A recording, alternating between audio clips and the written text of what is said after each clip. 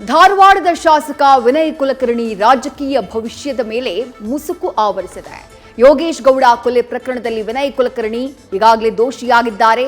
ವಿನಯ್ ಕುಲಕರ್ಣಿಗೆ ಜೀವಾವಧಿ ಶಿಕ್ಷೆಯನ್ನ ವಿಧಿಸುವಂತೆ ಸಿಬಿಐ ಪರ ವಕೀಲರು ವಾದವನ್ನ ಮಾಡಿದ್ದು, ನಾಳೆಗೆ ಶಿಕ್ಷೆ ಪ್ರಮಾಣದ ಆದೇಶವನ್ನ ಕಾಯ್ದಿರಿಸಲಾಗಿದೆ.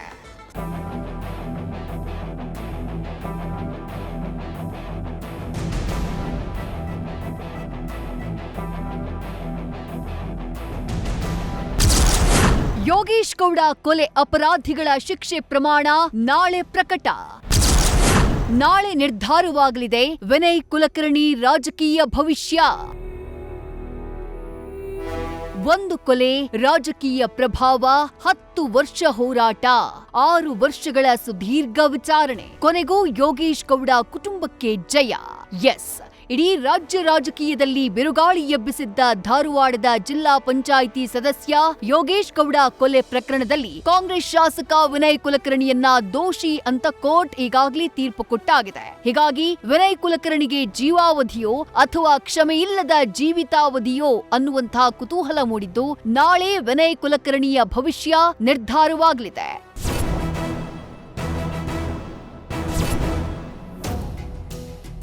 ನಿನ್ನೆ ಯೋಗೇಶ್ ಗೌಡ ಕೊಲೆ ಪ್ರಕರಣದ ತೀರ್ಪು ನೀಡಿದ್ದ ಕೋರ್ಟ್ ಇವತ್ತು ಶಿಕ್ಷೆಯ ಪ್ರಮಾಣಕ್ಕೆ ಸಂಬಂಧಪಟ್ಟ ಹಾಗೆ ವಾದ ಪ್ರತಿವಾದವನ್ನ ಆಲಿಸಿತು. ಹೀಗಾಗಿ ವಿನಯ್ ಕುಲಕರ್ಣಿ ಸೇರಿ 17 ಅಪರಾಧಿಗಳನ್ನ ಕೋರ್ಟ್ಗೆ ಹಾಜರುಪಡಿಸಲಾಗಿತ್ತು. ವಾದ ಪ್ರತಿವಾದ ಹಾಗೂ ಅಪರಾಧಿಗಳ ಹೇಳಿಕೆಯನ್ನ ನ್ಯಾಯಮೂರ್ತಿ ಸಂತೋಷ್ ಗಜಾನನ ಭಟ್ ಪಡ್ಕೊಂಡ್ರು. ಮೊದಲು ಸಿಬಿಐ ಪರವಾಗಿ additional solicitor general SV. Raju ವಾದ ಮಂಡಿಸಿದ್ರು. ಕೊಲೆಯಾದ ಯೋಗೇಶ್ ಗೌಡ ಪಬ್ಲಿಕ್ ಫಿಗರ್ ಆಗಿದ್ರು. ಹೀಗಾಗಿ ರಾಜಕೀಯ ವೈಷಮ್ಯದಿಂದ ಯೋಗೇಶ್ ಗೌಡರನ್ನ ಕೊಲೆ ಮಾಡಲಾಗಿದೆ. ಇದು ಪೂರ್ವಯೋಜಿತವಾದ ಕೋಲ್ಡ್ ಬ್ಲಡೆಡ್ ಮರ್ಡರ್. ಇಂತಹ ಕೊಲೆಯನ್ನ ಸಾಮಾನ್ಯ ಕೊಲೆ ಎಂದು ಪರಿಗಣಿಸಬಾರದು. ಒಬ್ಬ ಶಾಸಕರಾಗಿ ಕಾನೂನು ಕೈಗೆತ್ತಿಕೊಂಡು ಕೊಲೆ ಮಾಡಿಸಿದ್ದಾರೆ. ಶಾಸಕ ಸಚಿವ ಸ್ಥಾನವನ್ನು ಕೂಡ ದುರ್ಬಳಕೆ ಮಾಡಿಕೊಂಡಿದ್ದಾರೆ. ಸಾಕ್ಷ್ಯಗಳನ್ನು ತಿರುಚಿದ್ದಾರೆ. ಜೊತೆಗೆ ಸಾಕ್ಷ್ಯಗಳಿಗೆ ಬೆದರಿಕೆಯನ್ನು ಹಾಕಿದ್ದಾರೆ. ಪೊಲೀಸರನ್ನ ದುರ್ಬಳಕೆ ಮಾಡಿಕೊಂಡು ಸಂವಿಧಾನವನ್ನ ಉಲ್ಲಂಘನೆ ಮಾಡಿದ್ದಾರೆ. ಹೀಗಾಗಿ ಕ್ಷಮೆಯಿಲ್ಲದ ಜೀವಿತಾವಧಿ ಸೆರೆವಾಸದ ಶಿಕ್ಷೆಯನ್ನು ಕೊಡೋದಕ್ಕೆ ಕೋರ್ತಾ ಇದ್ದೇನೆ. ಈ ವೇಳೆ ಅಪರಾಧಿಗಳ ಪರ ವಕೀಲರು ಕಡಿಮೆ ಶಿಕ್ಷೆಯನ್ನ ವಿಧಿಸುವಂತೆ ನ್ಯಾಯಾಧೀಶರಾದಂತಹ ಸಂತೋಷ್ ಗಜಾನನ್ ಭಟ್ ಮುಂದೆ ಮನವಿ ಮಾಡಿಕೊಂಡ್ರು. ಜೀವಿತಾವಧಿ ಶಿಕ್ಷೆ ವಿಧಿಸಿದ್ರೆ ಅದು ಗರಿಷ್ಠ ಶಿಕ್ಷೆಯಾಗಲಿದೆ.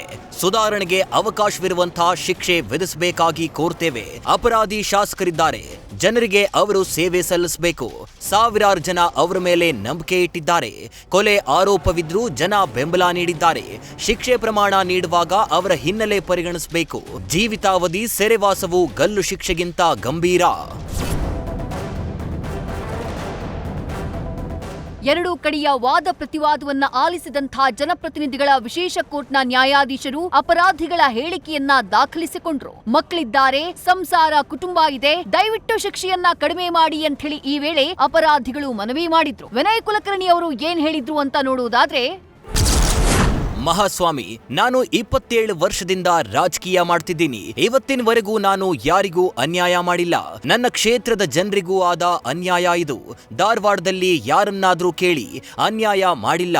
ನಾನು ಹಲವು ಬಾರಿ ಶಾಸಕನಾಗಿದ್ದು ಒಮ್ಮೆ ಸಚಿವನಾಗಿದ್ದೆ.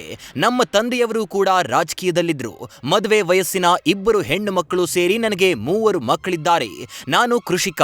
3,500 ಹಸುಗಳಿವೆ. ರಾಜಕೀಯ ದುರುದ್ದೇಶದಿಂದ ಈ ಕೇಸ್ ಮಾಡಿದ್ದು. ಶಿಕ್ಷೆ ಪ್ರಮಾಣ ಕಡಿಮೆ ಮಾಡಿ ಸ್ವಾಮಿ. ನಾಳೆಗೆ ಶಿಕ್ಷೆ ಪ್ರಮಾಣ ಪ್ರಕಟ ತೀರ್ಪು ಕಾಯ್ದಿರಿಸಿದ ಕೋರ್ಟ್. ಎರಡೂ ಕಡೆಯ ವಕೀಲರ ವಾದ ಪ್ರತಿವಾದ ಮತ್ತು ಅಪರಾಧಿಗಳ ಹೇಳಿಕೆ ದಾಖಲಿಸಿಕೊಂಡಂತಹ ನ್ಯಾಯಾಧೀಶರು ನಾಳೆಗೆ ಶಿಕ್ಷೆಯ ಪ್ರಮಾಣದ ಆದೇಶವನ್ನ ಕಾಯ್ದಿರಿಸಿದ್ದಾರೆ. ಹೀಗಾಗಿ ವಿನಯ್ ಕುಲಕರ್ಣಿ ಅವರಿಗೆ ಜೀವಾವಧಿಯೋ ಅಥವಾ ಕ್ಷಮೆಯಿಲ್ಲದ ಜೀವಿತಾವಧಿ ಶಿಕ್ಷೆಯೋ ಅನ್ನುವಂತಹ ಕುತೂಹಲಕ್ಕೆ ನಾಳೆ ಉತ್ತರ ಸಿಗಲಿದೆ.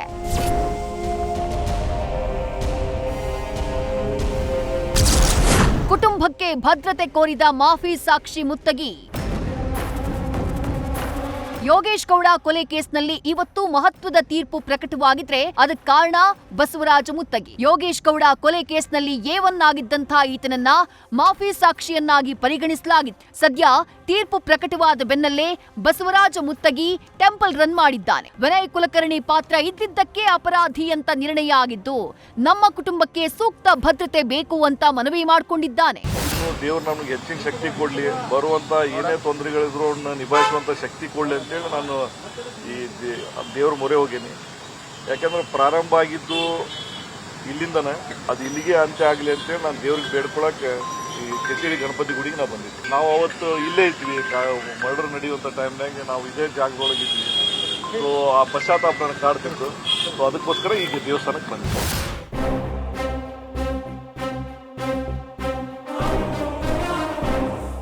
ಇನ್ನು ಕೊಲೆಯಾದಂಥ ಯೋಗೇಶ್ ಗೌಡ ಸಹೋದರಿ ನಮ್ಮ ಹೋರಾಟಕ್ಕೆ 10 ವರ್ಷಗಳ ಬಳಿಕ ಗೆಲುವು ಸಿಕ್ಕಿದೆ. ವಿನಯ್ ಕುಲಕರ್ಣಿಗೆ ಜೀವಾವಧಿ ಶಿಕ್ಷೆಯಾಗಬೇಕು ಅಂತ ಆಗ್ರಹಿಸಿದ್ದಾರೆ.